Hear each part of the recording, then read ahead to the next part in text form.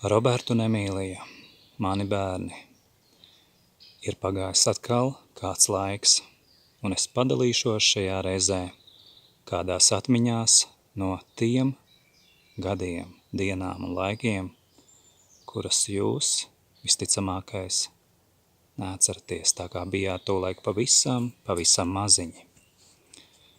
Es atceros, kad kādā no tādām dienām, kad mēs bijām pagatavojuši kopīgi ēst, paveicām kādus mājas darbus, tad kādā reizē tieši tu, Emīlija, bija pamanījusi, ka es jūsu tētis reizēm aizēju atsevišķā telpā, vingroju, sportoju un nodarbojos ar tā saucamajām austrumu cīņām. Un kādā reizē tu pie manis pienāci klāt un teici, lai arī es ko parādu tev. Un tādas reizes bija pāris, varbūt mazliet vairāk, un mēs rotaļādamies darījām tādas darbības, kas atbilstoši tavam vecumam varētu dot tev kādas tādas iemaņas, priekšstatus, kas palīdzētu ikdienā sevi sargāt. Bet tie bija tikai paši pirmie priekšstati un uz īsu brītiņu. Un tā kā tev tolaik bija 3, 4 gadiņi, nu pat palikuši, tad diez vai tu šo atceries. Bet ja arī šo atceries, kas gan būtu brīnums, tad es gribu teikt, Emīlija, redz, kā ir sanācis, ka visus šos gadus kopš jūs, tu un tavs brālītis Roberts esat aizvesti no mājām, aizvesti no manis, mani apmelojot. Esmu to stāstījis arī citos savos video vai audio ziņojumos. Ne tikai mani apmeloja, bet apmeloja arī jūs. Piemēram, attiecībā uz tā saucamajām austrumu cīņām, lai gan tev, Emīlija, tajās 5, varbūt 10 minūtēs, kad rotaļu veidā es parādīju, kā ir iespējams fiziski izvairīties no uzbrukumiem, no sitieniem un sargāt sevi. Tika melu dokumentos pateikts, ka tu pat sitot brāli, kurš par tevi ir vecāks. Nu kā tad tā? Manā klātbūtnē neviens no jums viens otru nesit, nedarīja pāri. Bet nes kāpēc, tad, kad es neesmu klāt, meļi saka, ka tu esot piekāvusi brāli vai situsi viņu. Tātad arī šādi melo, kā jau teicu, gan par mani, citos jautājumos melo, gan arī par tevi. Bet par mani melo arī tanī ziņā, it kā es būtu tev iemācījis ko tādu, ar ko tu dari pāri brālim. Tie taču ir meli. Kāpēc viņi tā dara? Kāpēc viņi šādi melo? Jā. Viņi bezkaunīgi izmanto to, ka jūs tolaik bijāt pavisam maziņi un šīs te detaļas tādas kā pieminēju, vienkārši varat neatcerēties. Taču, jebkurai dzīves situācijai, un to es gribu jums pateikt, mani bērni Roberta un Emīlija, jebkurā situācijā mēs neesam vieni. Un pat tad, kad kādi atļaujās mūs bezkaunīgi apmelot, viņi par to atbildēs. Viņi par to atbildēs tā ļaunuma priekšā, ko ir radījuši, jo tas bumerangs, ļaunums sasniegs viņus pašus, tas ir viens. Otrs, viņiem būs jāatbild to cilvēku vai cilvēku priekšā, kurus viņi apmeloja. Un trešais, ko prasa un nosaka Dieva taisnība, viņiem būs jāatbild arī radītāja priekšā. Jo ik viens, kas ko kādam pāri dara, to dara arī Dievam. Un kā gan viņi atbildēs par to, ka apmeloja? Un pat ja tas būtu arī jebkurš cits cilvēks, nevienu nedrīkst apmelot. Tā taču ir. Jā, tagad jau ir māja vidus, 15. mājas 2028. gadā. Es esmu atnācis dabā, kā senos laikos. lai pabūtu domās un atmiņās kopā ar jums, mani mīļie. Es meklēju jūs, mani bērni. Gribu jums pateikt arī vēl ko. Jūsu meklējumos piedalās arī vēl kādi cilvēki, kas arī dzen ik pa laikam ar mani sazinās, un mēs meklējam jūs, mani bērni. Es nezinu, kā jums klājas, es nezinu, kur jūs esat. Viņi ir melojuši par mani pat tajā, it kā es iepriekšējos gadus esmu kur vazājies gar skolām vai agrāk pat dārziņiem. Kā gan tas iespējams, ka tētis, kas mīl savus bērnus, un es mīlu jūs, varētu vazāties? Kāda gan tā var būt vazāšanās? Varbūt to pašu varētu teikt arī par šiem ļaundariem un morāliem kropļiem. Viņi arī, satiekot savus bērnus, viņi vazājās, tad kā viņiem nav kauna to attiecināt uz mani? Roberta un Emīlija, es esmu jūs meklējis un turpinu to darīt, taču daudzās no tām epizodēm, kuras esmu apmelots, es pat neesmu fiziski bijis tur klāt, kur šiem te jau pieminētajiem morāliem kropļiem un meļiem ir izlicies, ka es tur esmu, kur parādījies. Kas viņiem kaiš? Kāpēc viņi ir tik zemiski, tik truli, tik sabojāti, tik netīri? No kurienes viņiem šādas te aizdomas? Vai ne no tā, ka viņi paši ir netīri un ļauni? Cilvēki savā starpā sarunājas, uzdod jautājumus. Tā ir. Šie, kas mani un mūs apmeloja, viņi nav spējīgi uz sarunām. Viņi pat bija tik bezkaunīgi, ka atļāvās pateikt, ka mans viedoklis, manas domas saistībā ar jums, mani bērni, nav svarīgas. Mana izvēle nesot svarīga. Tā murgoja ne tikai jūsu māte un tie kuratori, kas viņu dīda un izmanto viņas gļēvo dabu. Jā, šo ļaunumu, ko viņi nodarīja mums, taču viņiem pašiem būs jāizstrebj. Tas, ka viņi ir daudz, kas piedalījās, un kas rada tādu māņu, ilūziju, ka nekas jau nebūšot. Viņi ļoti maldās. Pat dabā ir ierakstīts šis process. Gadu no gada tas atkārtojas. Proti. Pirms nāk vētra, nereti ir klusums. Es jūs tētis arī esmu, lai gan ik pa laikam, ko ierunāju, kopumā ar savu attieksmi un izvēlēm, esmu rīkojies klusām, neskaļi. Tas, ka es dažkārt arī pasaku tiešā valodā to, ko pasaku, jā, tā tas ir, bet kas attiecās uz darbiem, tie ļaundari, kas ir darījuši pāri gan mums, gan citiem cilvēkiem, tas ir maigākais pelnīši dūri savā netīrajā sejā. Tie ir ļaundari, kas var apmelot kādu tēti vai jebkuru citu cilvēku. Viņus pārmācīs ļaunums, ko viņi paši ir radījuši.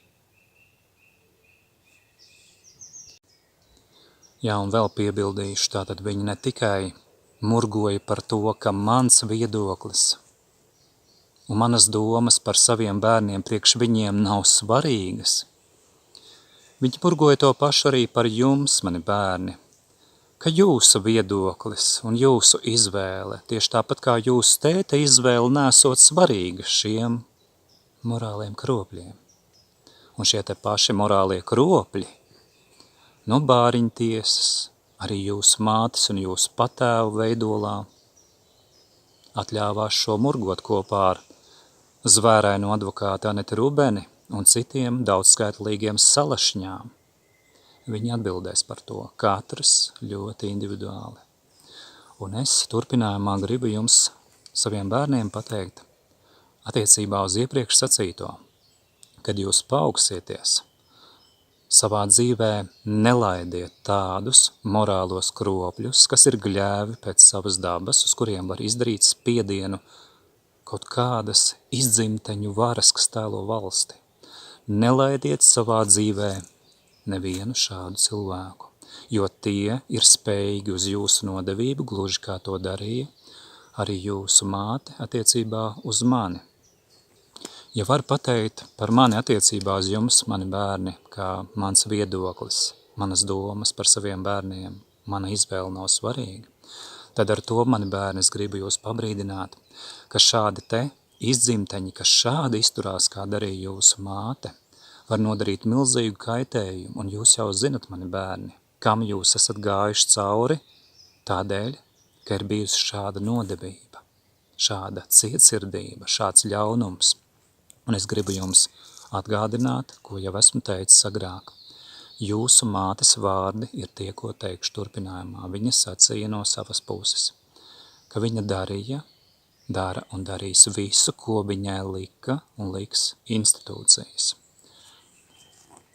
Šādu domu viņa pauda 2021. gadā policijas klātbūtnē, tiesas procesa gaitā klātienē, tāpat arī rakstot.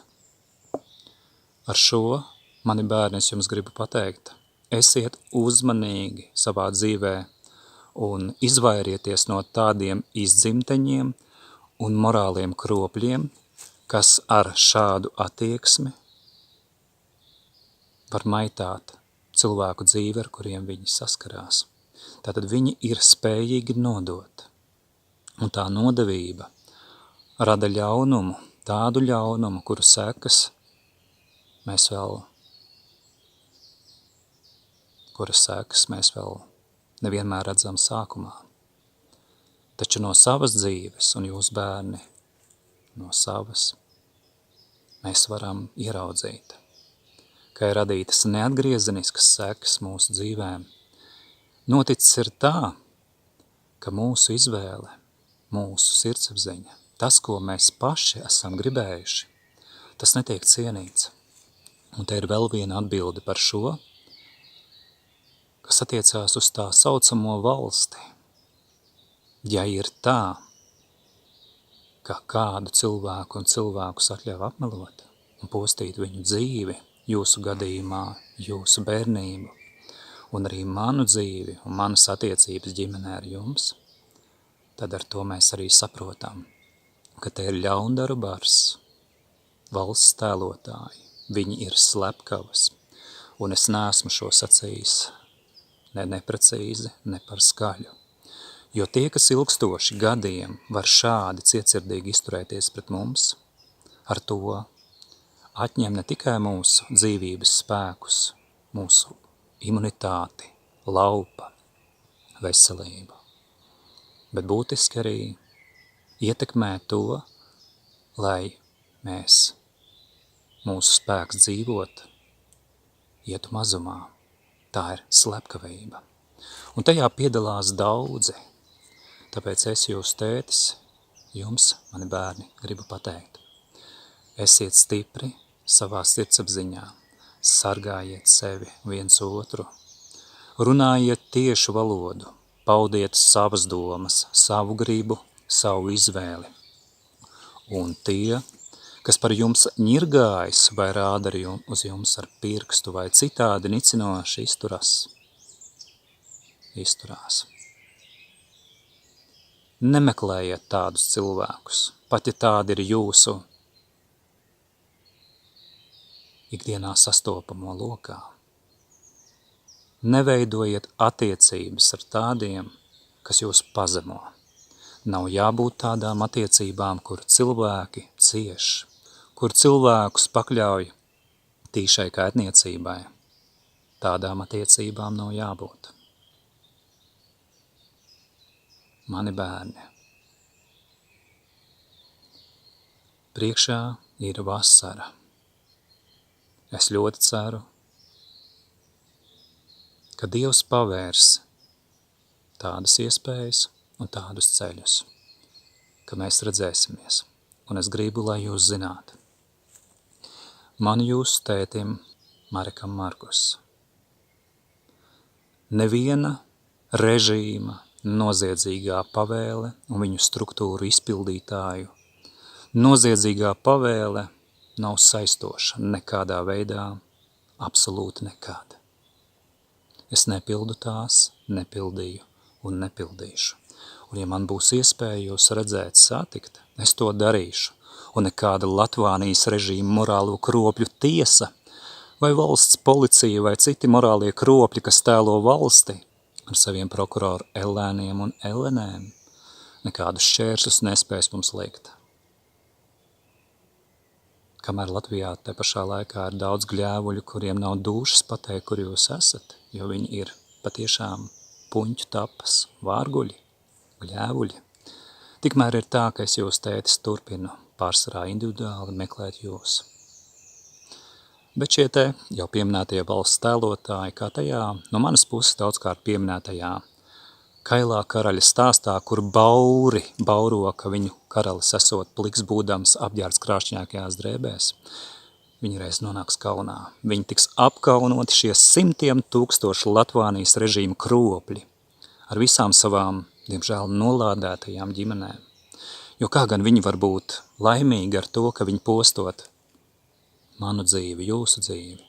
Šie slepkavas, kas nes mājās noziegumā sarūpētu naudu. Viņi taču būtībā ar to nes nelaimi savai ģimenei. Katrs, kas piedalās noziegumos pret mūsu ģimeni, pret mums, tāpat pret citām ģimenēm. Viņi taču paši izdara izvēli, kas viņam rok bedri. Un nevelti arī atceros Bībeli lasot. Es atradu tādus vārdus, kuros arī Salamans savās pamācībās piemin, ka katrs, kas bedri roku otram, pats tajā var nokļūt. Es jūs tētis nevienam cilvēkam neesmu vēlējis ļaunu un neesmu racis šādas bedres. Viņi mums gan, un viņi par to atbildēs. Uz saziņu, mani bērni, un uz tikšanos, kad man tas nav zināms. Bet es daru, kas ir manos spēkos, saskaņā ar labāko sirdsapziņu, pēc iespējas mierīgi, lai varētu izturēt šo laiku un sagaidīt dienas, kurās nekas un neviens nekādā veidā nespēs liekt šķēršļus, ieskaitot jūsu patēvu, jūsu māti, kas rīkojas kā pamāte, ar cietu, bezkaunīgu sirdi un attieksmi. Ik viens atbildēs par sevi. Es, jūsu tētis, turpinu jūs meklēt. Ar labu dienu.